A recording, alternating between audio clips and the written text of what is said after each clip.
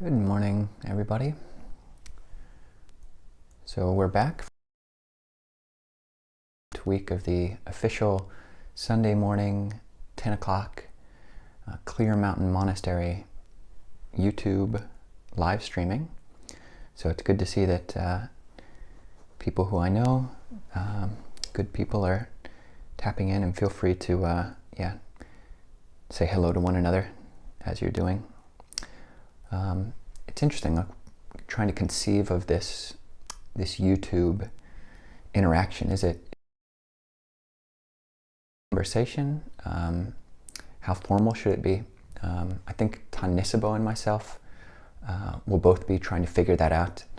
And I think the general format for these Sunday talks will be I'll probably come a little bit early, like I did today, maybe around 9:50 or so, and just start sitting on the screen. And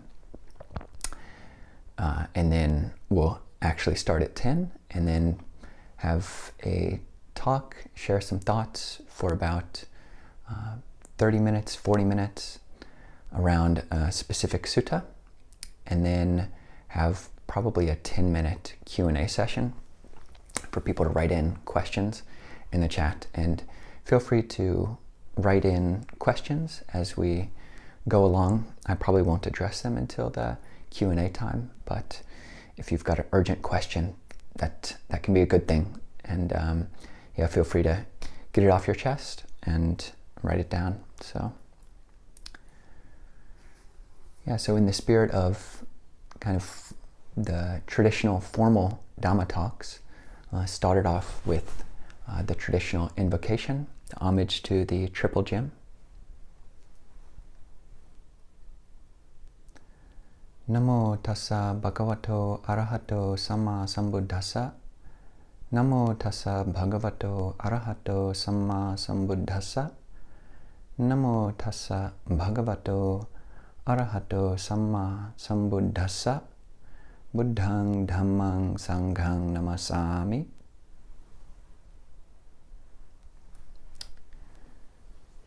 So that's the invocation, which is homage to the blessed, noble, and perfectly enlightened one. I go to the Buddha, the Dhamma, and the Sangha for refuge. Just a nice thing to say and a nice thing to do. Whether you're giving a talk, or you're listening to a talk, or you're just going about your day, it's just a beautiful thing to say. It has its roots all the way back in the Pali Canon. There are times when the Buddha suggests that people can use that specific phrasing to just express their faith or their conviction, or just to give themselves a little bit of encouragement. And there were people who did that, and examples of that in the earliest discourses of the Pali Canon. We'll be continuing to go over the Maha Asapura Sutta, which we went over last week on Sunday, and then we had a bit of a Q&A on Wednesday evening at 6:30.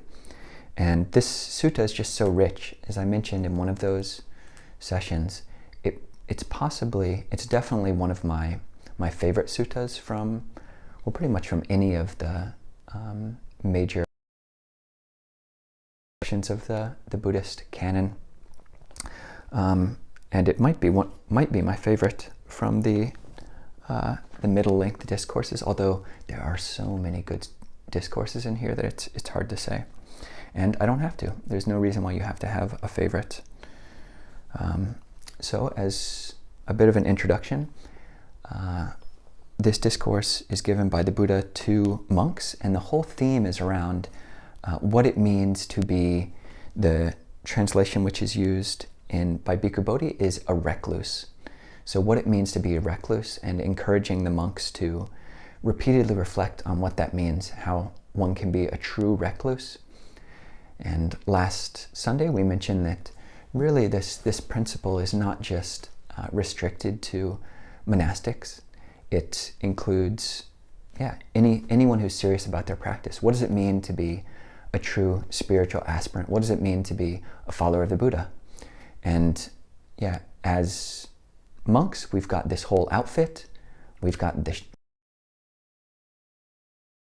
accoutrements that kind of say to the world, we leave the monastery, and just by looking at us, people know, oh, there's a spiritual aspirant. They might not know we're a Buddhist, they might think we're Hare Krishna or who knows what, but they've got some idea that this is a monk, this is a nun, this is someone who's serious about their practice. And yeah, for people who are tuning in on a Sunday morning to a talk about Buddhist discourses, you too are spiritual aspirants to various different degrees. And yeah, it's good to acknowledge that. And you do give off symbols of that, whether you know it or not, whether it's just your demeanor or whether it's your t-shirt. These type of things do give signals to the world. So how do we live up to that? How do I live up to the haircut? How do I live up to the robes, this beautiful color of the robes? So that's the subject of the discourse. And I think we won't really try to complete the full discourse, because really this discourse gives the full measure of the spiritual path from the very beginnings, when we're thinking in terms of self, when it's about, I will train myself to have a sense of conscience. I will purify my verbal actions. I will purify my mental actions. I'll purify my livelihood. I will act with restraint of the body. I'll try to be moderate in my eating. I will be devoted to wakefulness. I will live with mindfulness and clear comprehension in all of my movements, going forward, going backwards, standing, sitting, lying down. I'll do all of that with mindfulness, clear comprehension. So all of that in this discourse, that's a lot. That's a lot. That for most of us, that might be the primary mode that we interact with the teachings. Is this, to some extent, you can think about it as an ego-based practice in a sense, and we use that term just as a placeholder. But then the sutta goes on to abandoning the hindrances. We desire, we abandon ill will, we abandon sloth and torpor, restlessness and worry, and doubt. And then it goes on to the jhanas, the meditative attainments, the absorptions, and then it goes on all the way to nibbana, to the realization of enlightenment. So we've got the full spectrum of the teachings just in this one discourse. So we can take it slow. I think we'll probably continue to revisit this in upcoming weeks.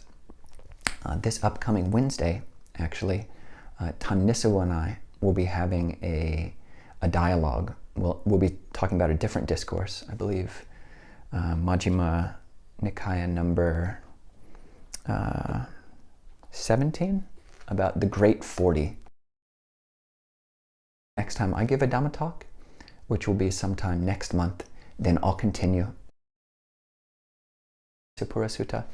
And in general, I think Tan Nisabho and I are going to be switching Sundays. So he'll give a talk, and then I'll give a talk, and back and forth like this. So you get a little bit of variety. So jumping into the discourse, we started off with the first affirmation, which is about what's translated by Bhikkhu Bodhi as shame and fears of wrongdoing. And the Buddha here has us train, and these are actually quotes. So you can think of these as affirmations, perhaps. This is something you actually think, or you can even say it out loud. So the first one is, we will be possessed of shame and fear of wrongdoing. That is how you should train yourself. The next training is, what more is to be done? Bhikkhus, you should train thus. Our bodily conduct shall be purified, clear, and open. And we will not laud ourselves and disparage others on account of that purified bodily action. That is how you should train yourself. So, before going into the specifics of that specific training of what it means to think in that way, I think it's worth just talking about this whole realm, or this way of training, which we're calling affirmations, or the Buddha is basically just framing it as trainings. It's a specific mode of discourse, a mode of teaching which the Buddha used not infrequently. There's a collection which you can find on the web called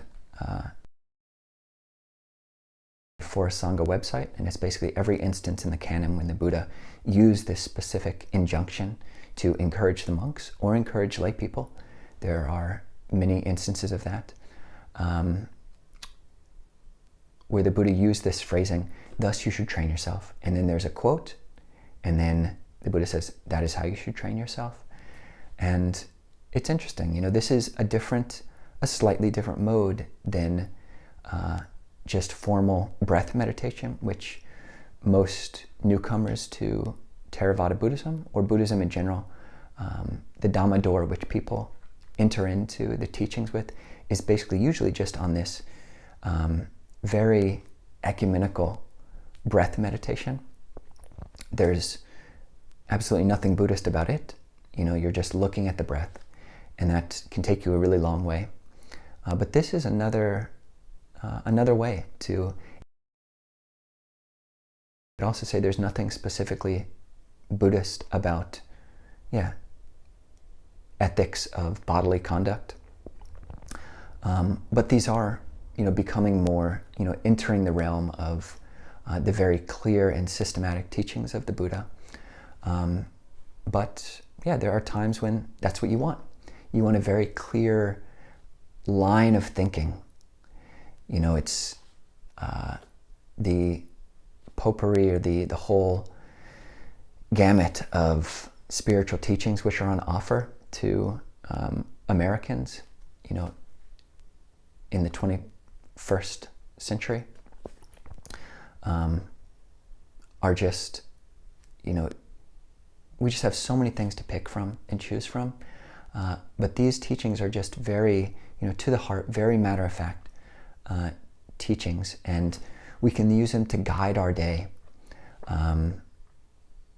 I will purify my bodily conduct. I will purify my bodily conduct. I will be endowed with hiri and ottappa. I'll be endowed with shame and fear of wrongdoing. If you want, and if you have an inclination or an affinity with the Pali language, you can even say them in Pali. Say, hirotapena samanagata bhavisami. I will be endowed with conscience and fear of wrongdoing. And you can say it again and again, and it can be almost a mantra, or it literally is a mantra, depending on how much you want to, just really hone in on this. And all of us have different training grounds, different focuses for where we are in our lives. And I think for many of us, you know, meditation is wonderful, and meditation is a grounding for our days. You know, meditating a certain amount of time in the morning, meditating a certain amount of time in the evening. Tan Nisabho recommends 45 minutes for most people, and I think that's a really good recommendation. But what do you do with your life, you know, at evening sit? And oftentimes a lot of us have, we've got addictions. We've got various different compulsions of mind and habits which are unwholesome, and we really need to look at those clearly. And the Buddha did give very clear instructions on what to do with this, and to keep those instructions on the forefront of our mind is a good thing. So when all of the other voices which we've been training ourselves in for our whole lives, or who knows how many past lives, start coming up, the bodily purification, it's a good idea. Specifically, what the Buddha is referring to here on the most fundamental level are the 3/4 of the 5 precepts which deal with bodily action. So refraining from killing, refraining from stealing, refraining from sexual misconduct, and the 5th precept of refraining from intoxicants. So these are actions of body. And we have so many voices in our head that are, hopefully it's lessened for however long you've been on the path, the strength of the positive voices, the strength of the positive affirmations, and their echoes, and they get more power, and we're less and less inclined to follow the voices which say, yeah, but moderation in all things, a little bit of, just take a little bit of drink, once a week or whatever. And of course, a little bit of drink, once a week is better than a lot of bit of drink every day, and work with where you're at. But the Buddha did have clear goals. So working towards this in these different realms is something which the Buddha praised, and which we can train ourselves in if you want to. And these affirmations are not, or aspirations are not commandments. They're just things which we voluntarily take on. So yeah, think about them however you will, however is skillful. There's a very beautiful tradition which comes up in the Chinese canon. I think it might first appear in the Avatamsaka Sutta, but there's this tradition of having affirmations which you do throughout the day, which kind of take this principle mentioned in the Maha-Asapura Sutta and just elaborate on it, to the nth degree. So basically, there's a great book by Thich Nhat Hanh. I don't remember the name of it, but basically it's a list of these different affirmations which you can bring to mind every day. So it'll be, as you brush your teeth, brushing my teeth and rinsing my mouth, I undertake the training to speak kindly to all. With every step, I vow to take step towards Nibbana. Or looking in the mirror, I vow to see the reflection of the thus gone one, or this type of thing. And yeah, finding different ways to bring these affirmations, these aspirations into your day. Yeah, there's all sorts of creative ways you can do that. So experiment. You could just go through all of them, first thing in the morning. This is the book I mentioned, Thus You Should Train Yourself. And there's about 90 or so affirmations in there. It has the Pali and the English. And you can pick out your favorites, because the Buddha didn't give them all like in one discourse. This Maha-Asapura Sutta has about 9 of them. A lot of other ones. And you can find out which ones are most meaningful and most useful for your practice. And then do those. Same every evening, same every morning, or sprinkle them throughout your day. Whatever works for you. Or if you're just like, okay, this is bordering too much on being Buddhist and I'm not down for that, then fair enough. You don't have to do it at all.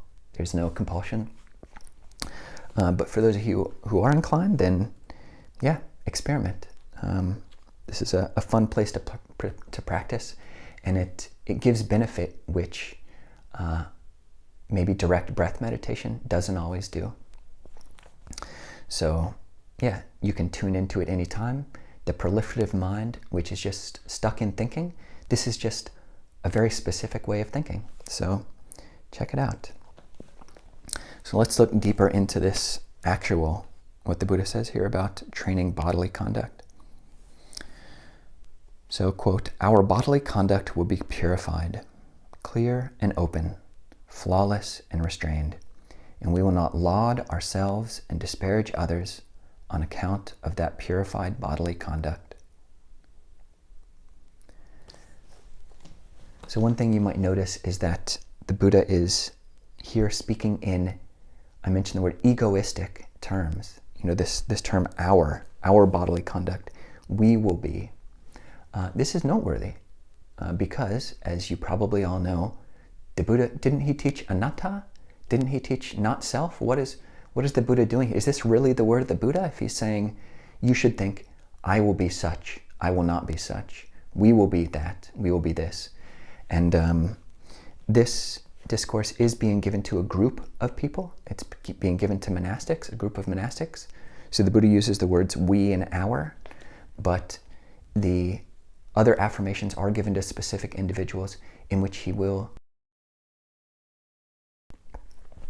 So this brings up a really useful acknowledgement about the scope of Dhamma, is that yes, all things are not self, all things are impermanent, all things are dukkha. Nothing is worthy of clinging to as self. But the Buddha he was strategic. He spoke to people.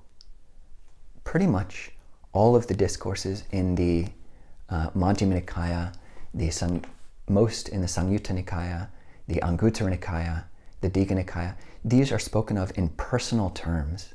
The Buddha, as a human, speaking to other humans and giving advice on a human level in terms of, these egoistic terms of I and you. And on a more fundamental level, which, of course, modern physics, where is this self? It's of the body. It just doesn't exist. You break down all of the cells of the brain, you go down to the level of quarks and gluons and all these other things. You can't find a self. Maybe physics, okay. So on the level of anatomy, it's just not there. But on a functional level, on our day-to-day lives, we deal with people. We deal with our friends, we deal with the people who we interact with, our family members. And the Buddha acknowledged that and didn't try to just, suggest that we should all pretend that we've realized the absolute truth of not self. Maybe you've met people like this. In a monastery, you do meet people like this who, kind of just, it almost seems like an affectation or instance of, I think there's this term, spiritual. Just, you never refer to yourself. I'm never going to use the word I. There is just the speaking of this truth, this type of thing. And it comes off as stilted and, you have to acknowledge the conventional level of speech, and the Buddha does that. And there are places in the Samyutta Nikaya, perhaps elsewhere, where the Buddha talks about different types of accomplishment. So he speaks of accomplishment of view, accomplishment of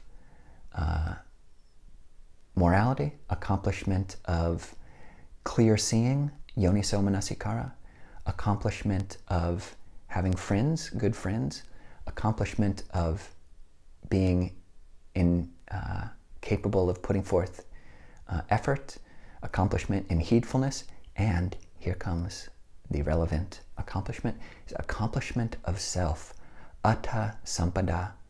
And again, this is a provisional teaching which, we can just think of as self-esteem. These are self-esteem teachings. You have to have a healthy sense of self before you can put an end to self. There's a discourse where Ananda is talking to a nun, and he says, you use conceit to put an end to conceit. So that's what these trainings are about, which mention me and we and our and this type of thing. So on a conventionally speaking, our bodily conduct will be purified, clean, and we will not laud ourselves and disparage others on account of that purified bodily conduct. And again, this is pretty specific. This is a specific type of morality. It's not the worldview which just says, oh, anything goes. Everything's empty. As you mentioned, Kovilo, like there's, you go on to the level of these gluons, whatever those are, or these quarks, and it's just all empty. It's just like the Buddha gave this instance, even in his lifetime. If I use a sword and I chop off someone's head, that's just emptiness passing through emptiness. It's just gluons passing through gluons. Kovilo, come on, that's how the world is.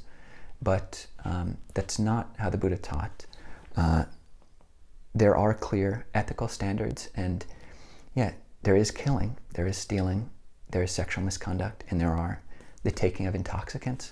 And when you refrain from those, that's what purification of bodily action is about. It's about the not doing these things. Yeah, unfortunately, like modern secular, at least American discourse, this word purified or purity is basically either it's made fun of, or the only time you see it is in, say, soap commercials or, shampoo advertisements or something. This is the utmost purity. Whereas purity of ethical conduct, the purity which comes from, doing things, not doing things which would lead to stains of the heart, that's hardly ever talked about. You don't hear a news conference giving advice on purity of body, speech, and mind. But the Buddha did talk about this. Purity, clarity, openness. This is another thing, openness. What does it mean to have an openness of our bodily conduct? It's basically the ethical, just not being shady. This is a great word. The Buddha didn't, it's a great English word, being shady about something. And that's exactly the opposite of openness. It's when you're being sketchy. Kind of when you sneak into the kitchen to open up the fridge and you look around, is anybody here? Can anybody hear me? And you take out that, whatever it is, and then you eat it. That's sketchy behavior, that's shady behavior. And again, not to say that there's inherently anything wrong with going to the refrigerator and eating food.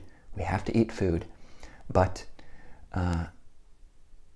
we have to train our intelligence, our moral and intellect, our moral intellect, basically. Like, what is worthy of shame? What isn't worthy of shame? But that's just the feeling, this kind of looking around, is anybody going to see me?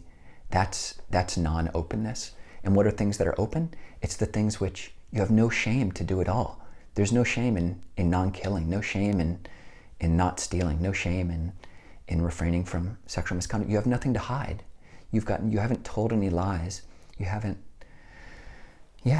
and when you do break these, if you're living in a culture where other people are keeping them, then, you do, start feeling a bit, closed. You have to start, you start feeling like you have to start telling lies about what you've been engaging in.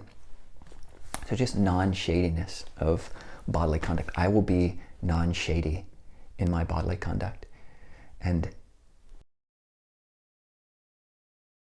you want them to be as heart-poking, as deeply impactful as possible.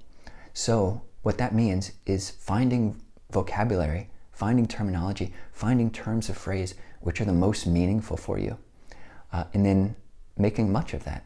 So if the word shady, or our bodily conduct shall be purified, clear, and not shady. Maybe that means something more to you than open. Then fair enough. Translate it that way for yourself and add on words and basically make these things as meaningful for yourself as possible. Or if you love the Pali, then do it in Pali. If you like French, do it in French. If you like Spanish, Thai, whatever. Just do something which is the most impactful for myself and many other monastics, but also many lay people.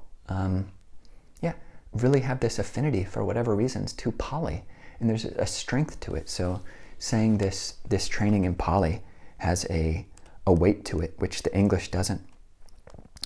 Parisuddho no kaya samacharo bhavisati uttano vivato nachaddava sangvuto cha. We've created this whole web of meaning, what which each of those words mean to us. And yeah, that's a good thing, because we want the teachings to go deeper and deeper into our hearts, into our lives, into our practice, into our days. We open it up to Q&A, is just this last point. Our bodily conduct shall be purified, clear and open, flawless and restrained, and we will not laud ourselves and disparage others on account of that purified bodily conduct. There. We will not laud ourselves and disparage others on account of our pure bodily conduct. That is awesome, yeah? The Buddha's like calling us out. And this is where the healthy or intelligent ego practice, or provisional use of self, strategic use of egoistic thinking comes in. Because if you're stupid about your selfing, then you start thinking, as the Buddha suggests here, that you shouldn't. That is, oh, I'm not killing. I don't even kill animals. But that person he just slapped a mosquito. Or I don't steal. I don't even steal off the internet. And that guy, oh my gosh, what kind of ethics does he have? Or, yeah, I'm celibate. I'm a monk. I'm a renunciant. Lay people. Come on. So this is the exact type of pig-headed, unskillful, ham-handed type coarseness of thoughts, which the Buddha is saying, don't do that. Yes, you are training this self, this ego, but you don't want to be dumb about it. You don't want to start thinking you're better than everybody, because that is the exact opposite of what you want to be doing, and it runs counter to the truth. There's no self. So this self that thinks you're better than them, that's ignorance. So keeping your moral bearings, but not doing it in a way which lifts yourself up and then disparages others. But again, yeah, you do see it, and it's important to see these things. Yeah, that person is killing, and I've got a clear sight that that's not going to be good for them, and I'm not doing it, and that's a good thing. And to the extent that you have a moral, this moral self-esteem, yeah, I'm somebody who practices precepts.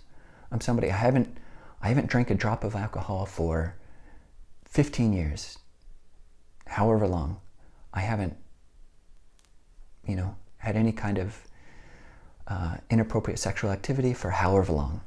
And this is a fun way of thinking if you want a bit of a wholesome ego boost. Again, not to boost yourself or to disparage others, but think about your history, your personal chronology, and think, oh yeah, I'm on this Buddhist path. I've taken the 5 precepts, and I haven't. You've got your whole life. You can visualize this. You've got your whole life, but for the last 5 years, I haven't drank alcohol. And then for even longer than that, I haven't killed anything for the last 20 years. I killed that, I went fishing that time with my grandpa, but, I haven't killed anything for, 20 years. Yeah, I've been celibate for, a good 13, 14 years. So, and then just remembering these things and saying, oh yeah, that's a good thing.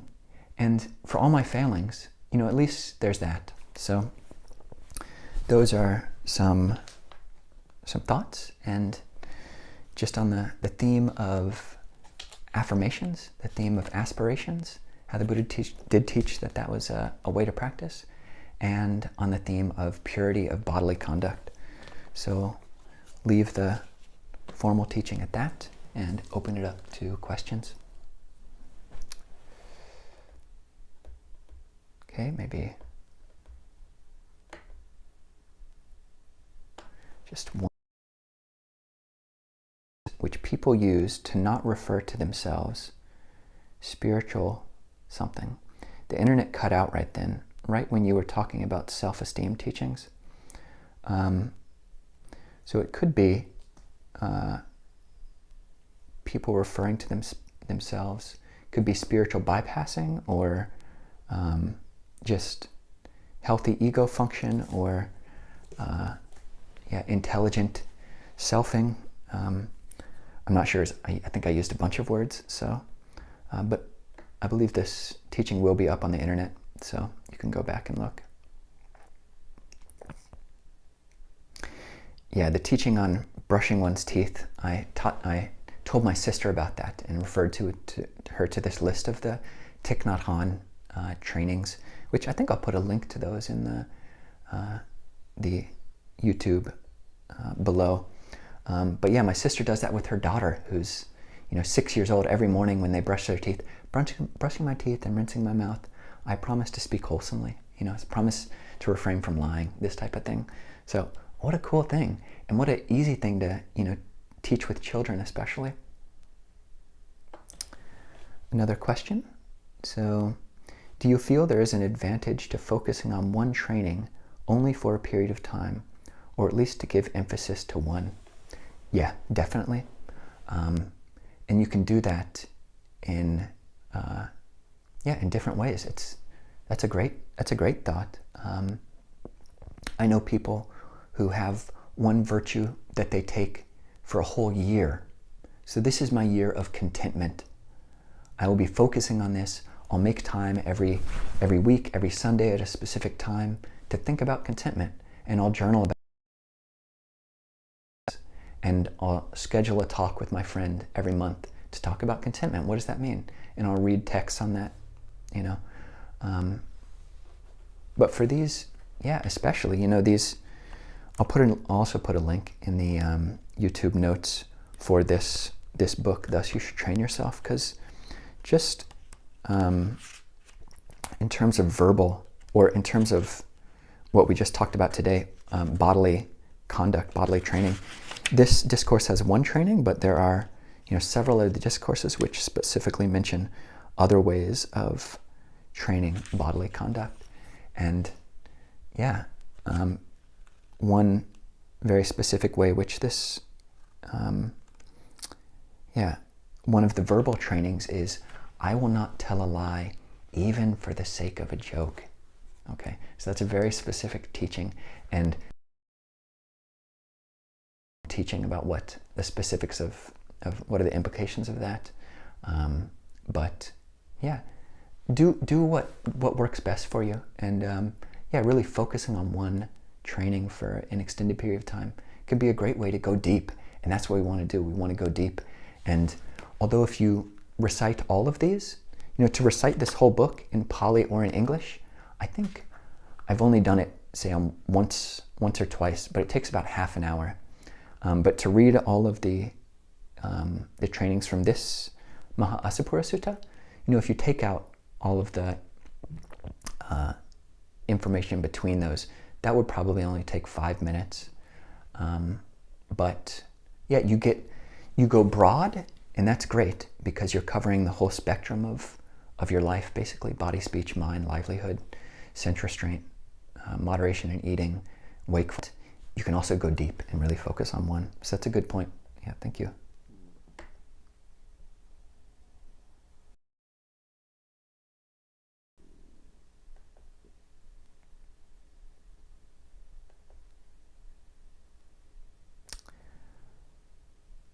All right.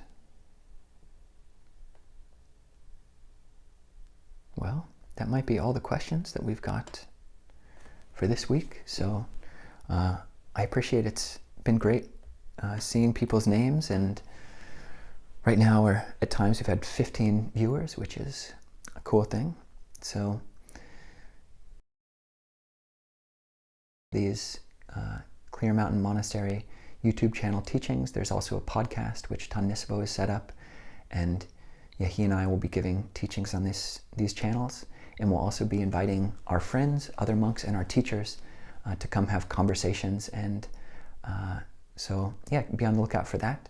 And of course, there's so many good Dhamma resources on the net these days, and just find out what flavor works for you and keep doing that. So until Wednesday, hope everybody has a good Sunday, and take care, everybody.